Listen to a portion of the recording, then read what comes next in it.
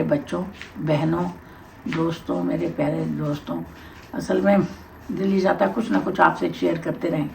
تو ایک چھوٹی سی کہانی تھی جو میں آپ لوگوں کو سنانا چاہتی ہوں۔ کہانی بڑے مزے کی ہے، کہانی کچھ ہے بھی سبق آموز۔ تو کچھ ایسا ہے کہ ایک گاؤں تھا، اس میں ایک فیملی رہتی تھی، اس میں ایک ماں، باپ اور ایک اس کا بیٹا۔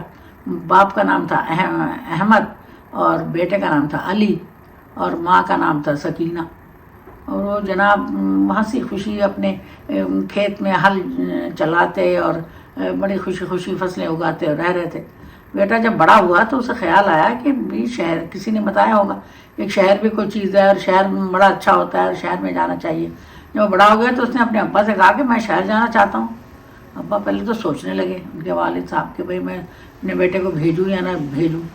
پھر سوچ کے انہوں نے سوچا کہ اگر یہ نہ گیا تو یہ ناخوش رہے گا۔ انہوں نے کہا اچھا بھائی بیٹے جاؤ ہو، اور اگر مجھے بتانا پھر کیسا رہا تمہارا۔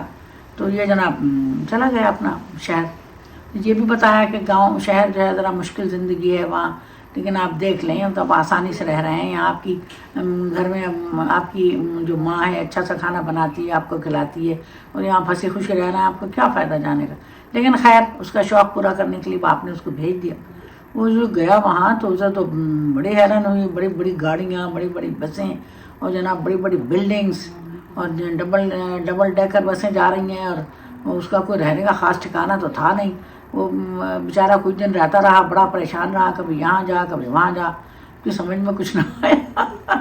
کچھ دنوں کے بعد اس نے اپنے باپ کو خط لکھا کہ ابا جی میں تو بھائی واپس آنا چاہتا ہوں، مجھے اپنے امی کے ہاتھ کی روٹی، اپنے امی کے ہاتھ کا کھانا، ہر چیز مجھے اچھی لگتی تھی، میرا اپنا پیارا سا گاؤں ہے، میں کیوں شہر آ گیا۔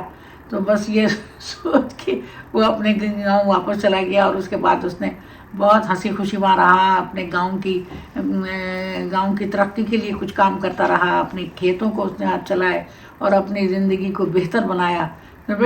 اگر کوشش تو کریں کہ چینج کی، لیکن آہستہ آہستہ اگر تیزی میں کریں گے تو پھر وہ ٹھیک نہیں رہتا بیٹے۔